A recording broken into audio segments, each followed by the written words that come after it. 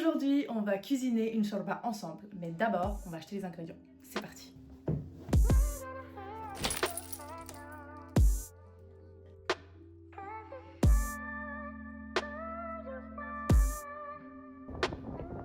Salam. Salam. Ça va, alhamdoulilah. Ça, j'ai vraiment trop envie de goûter. Éclat d'amande, miel, huile d'argan. Éclat d'amande, date, miel, huile d'argan.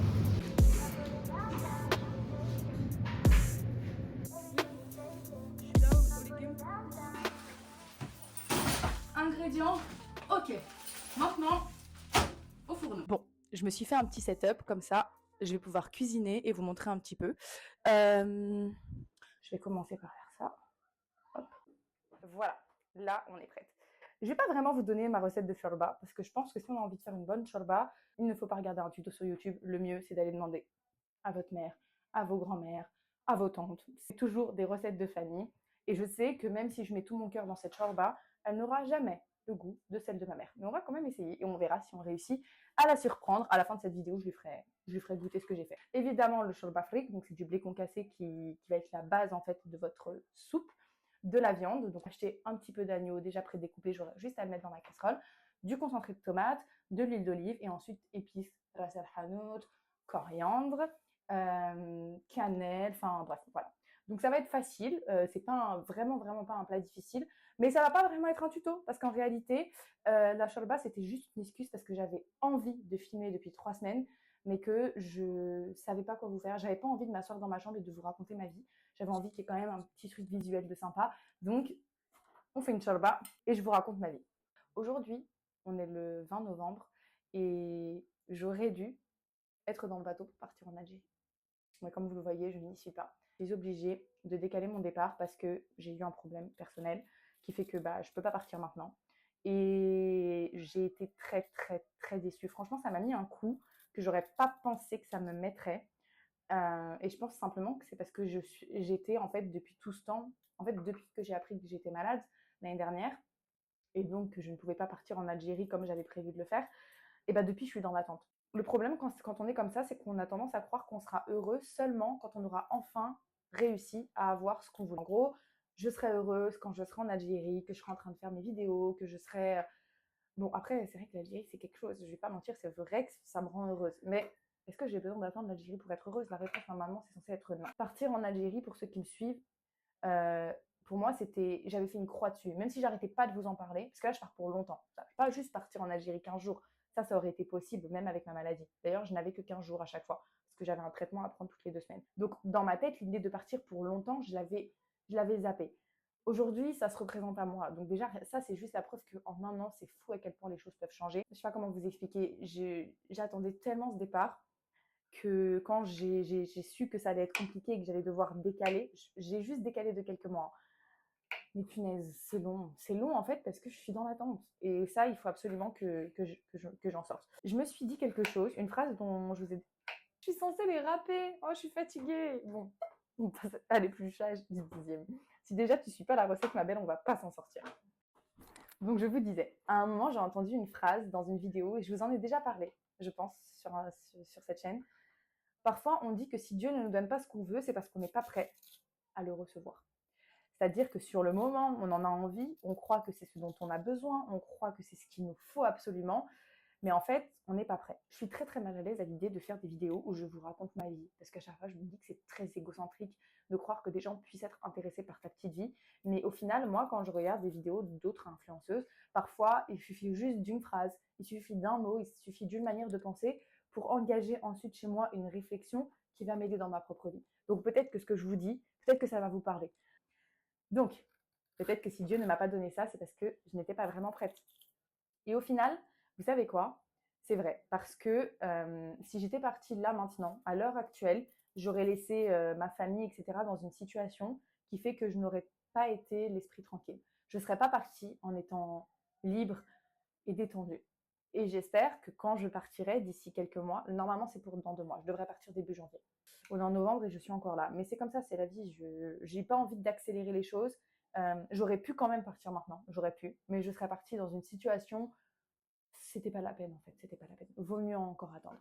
Donc parfois, si Dieu nous donne pas tout de suite les choses, c'est parce qu'on croit qu'on le veut maintenant, mais qu'il y a mieux après. Et donc c'est ce que j'essaye de me dire. Bon, les carottes, c'est fait. On va passer à la courgette. Bon, elle est énorme, on va pas la mettre en entier. Je vais mettre qu'une demi-courgette qu'on va râper dans le fond de la casserole juste après. Donc voilà, un peu déçue de ne pas pouvoir partir. Je remercie vraiment Dieu parce que c'est un truc que j'aurais jamais pensé possible il y a un an. Je veux dire, c'est un truc de fou comment déjà, le temps passe vite. J'arrive pas à croire que je suis passée de non, c'est impossible à en fait, oui, c'est possible, il y a des solutions et ça va se faire. Enfin, c'est incroyable. Franchement, des fois, c'est incroyable. Donc je me dis, bon, tu as été patiente.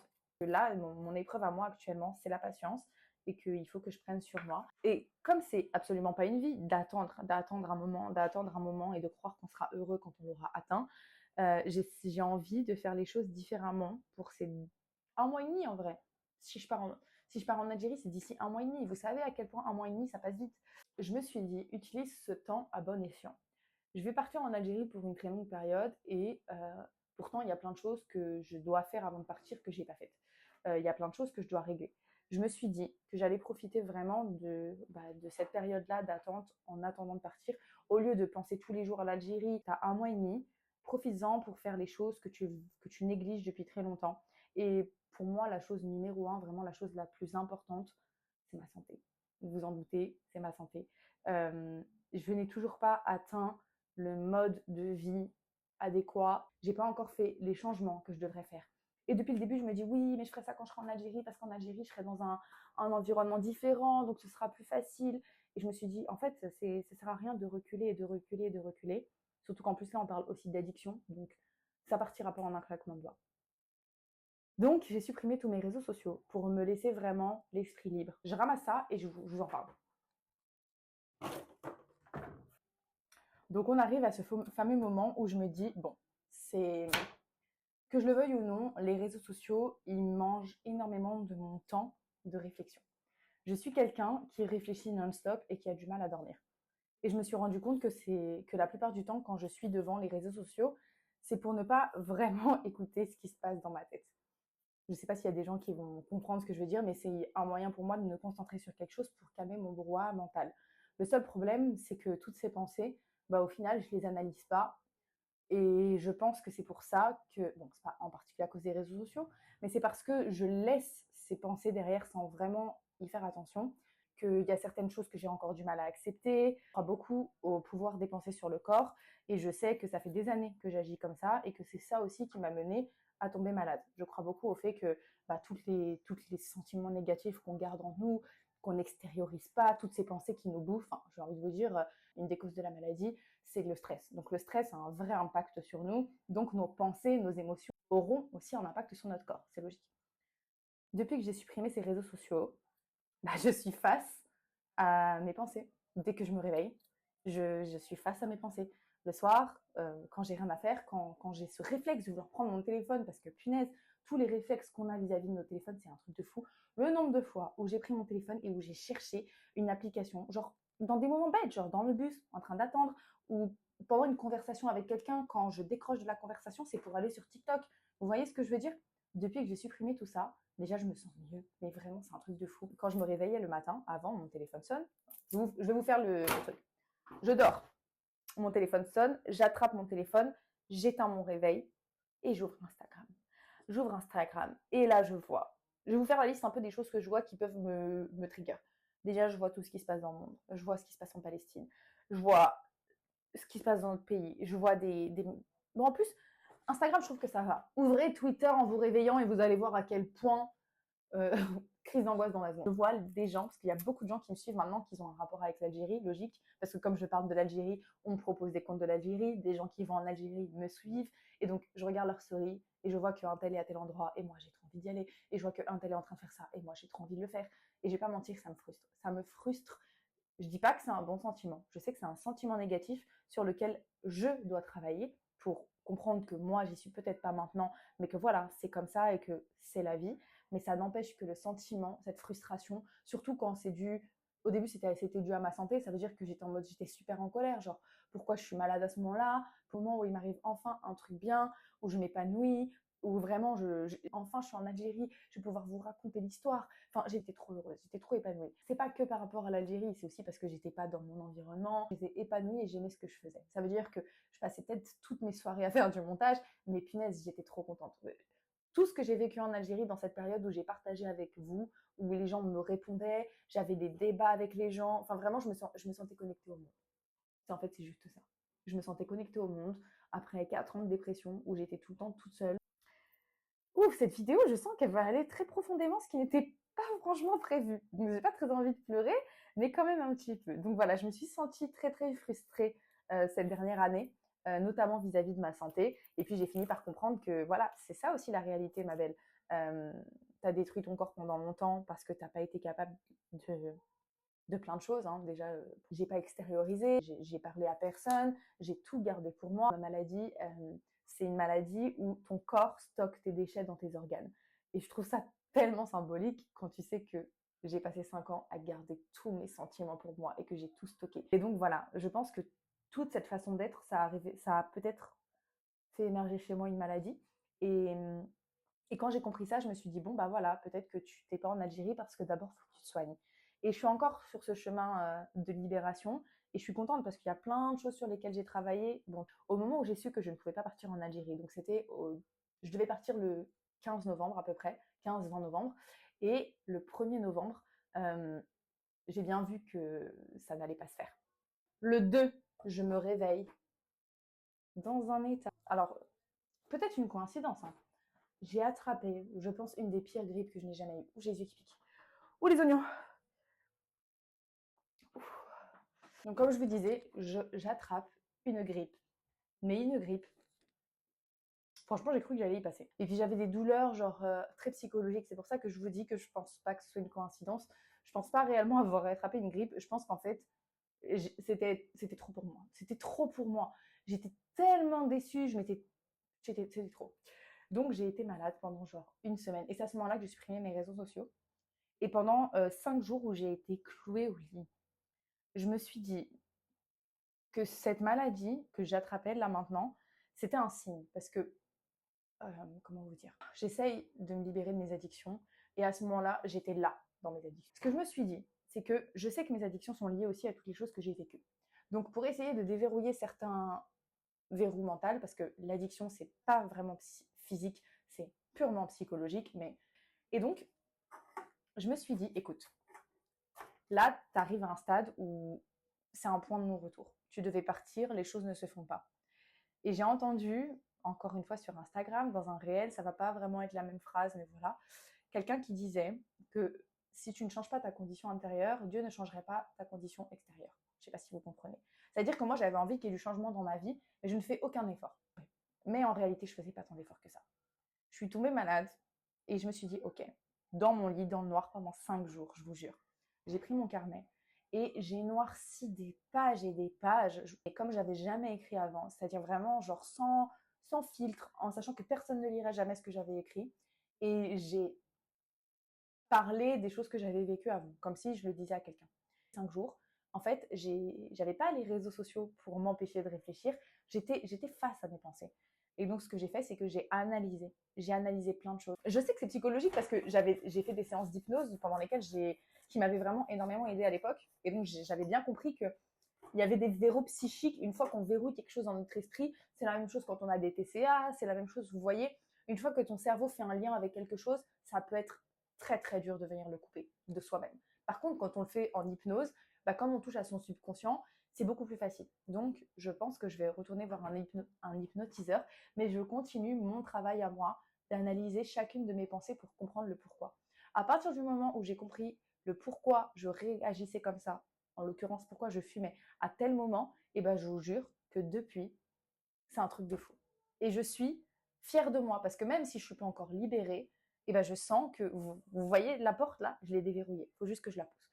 Sauf que j'ai encore très très peur parce que, en fait, après être tombée malade, j'ai tout de suite tout arrêté. Je me suis dit, ok, là ça y est, c'est le moment, c'est le jour. Sauf que c'était un peu beaucoup pour moi en une fois. Et au bout de 2 jours, j'ai fait comme une dépression. Vraiment, genre, ça m'était. J'ai fait une des pires crises d'angoisse que j'ai jamais faites. Mais Moi, je pense que j'ai peut-être voulu aller trop vite. Et bah, j'ai fait une grosse crise, une grosse déprime. Je me suis dit, bon, j'ai discuté avec ma maman et je lui ai dit que je me sentais comme une grosse merde, que voilà, j'étais persuadée que j'allais y arriver, que j'avais envie de changer ma vie, que je n'en peux plus, moi, de tout ça. J'ai plus envie d'être esclave de tout ça. J'ai envie d'aller mieux, j'ai envie de guérir. Et voilà, vous voyez, genre, tout ça, c'est des choses dont j'ai envie. Et je sais que ça peut paraître très, pour les gens qui ne souffrent pas d'addiction, les gens ne comprendront jamais. Genre là, c'est ma santé. Et je me sens très seule dans ce combat parce que j'ai l'impression que personne ne comprend ce que je vis. On va éplucher la courgette le temps que je reprenne mes esprits. En plus, là, cette recette dure 10 ans. Donc, j'ai parlé avec ma maman et elle m'a dit, tu sais, quand un oiseau fait son nid, il ne le fait pas en une fois. Il va chercher des petites branches, il les ramène, il va chercher des petites branches, il les ramène. Et là, toi, tu as déjà commencé à faire ce premier pas de chercher des petites branches et les ramener, mais tu as voulu t'envoler trop vite. Elle est trop mignonne cette métaphore, mais elle est réelle. Alors là, par contre, il faut savoir, je pleure à cause des oignons. Je sais que vous ne me croyez pas, je pleure à cause de moi, mais je pleure aussi à cause des oignons. Vous savez pourquoi? Parce que j'avais des oignons sur les mains et que j'ai touché mes yeux. Attendez. Oula, ça brûle. J'avais vraiment pas prévu que cette vidéo se transforme en confession intime. Attendez, parce que là, le seul jour où je décide de mettre du mascara pour une vidéo, voilà ce qui m'arrive. Bon, c'est pas grave. Donc je disais, à ce moment-là, moi, je me sentais tellement nulle. Et aussi, genre, je me sentais tellement prête à le faire, mais j'avais l'impression d'être entravée par mes émotions que j'allais abandonner, franchement. Je sais que je vais y arriver, et je sais que je vais y arriver, et je sens vraiment que là, je suis sur la bonne voie. Depuis que j'ai supprimé mes réseaux sociaux, je passe beaucoup plus de temps à lire. Ça, je suis trop contente. Après, je vous parlerai un peu de mes lectures et à quel point ça m'avait manqué. Donc, je lis à fond. Et donc, j'ai lu aussi quelques livres sur l'addiction qui m'ont aidé à avoir ces réflexions, etc. et qui me font évoluer. Donc, je suis vraiment très contente. Je fais énormément de balades toute seule. Et voilà quoi, je vis plus de la même façon et on se rend pas compte, hein, je vous jure qu'on se rend pas compte, mais les notifications, le bling du téléphone pour tel truc. J'allais dire, je sais pas ce qui se passe dans le monde, mais je travaille dans une radio, donc je suis tout le temps au courant de ce qui se passe, même si j'ai pas envie. Donc quoi qu'il arrive, je suis au courant de ce qui se passe, donc je reste quand même connectée au monde. Mais je n'ai pas besoin d'observer ce que les autres font. Je n'ai pas besoin de me comparer. Bon, on arrive enfin presque à la fin de cette shorba là. Enfin, ça fait combien de temps là qu'on filme? 47 minutes. Cette vidéo va être très longue. Je pense que j'ai beaucoup parlé jusque-là. Je ne sais pas si j'ai encore envie de vous raconter des choses. Sinon, ce que je vais faire, c'est que je vais faire la shorba et puis je vais vous filmer ça.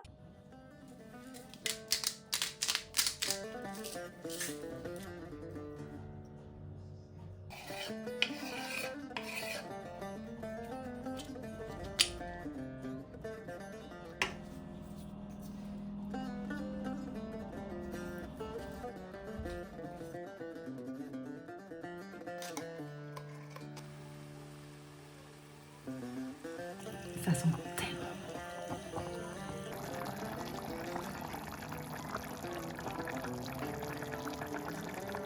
Je suis en train de faire une shorba. Je t'en ramène une part.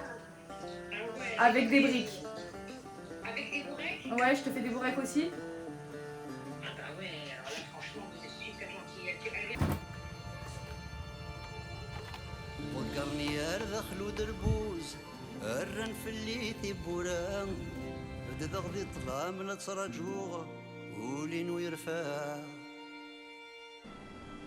أرض الراس لي غي العيار يطبل ذا الغضاء وسنان وكيد يعدان يفرنتي سورا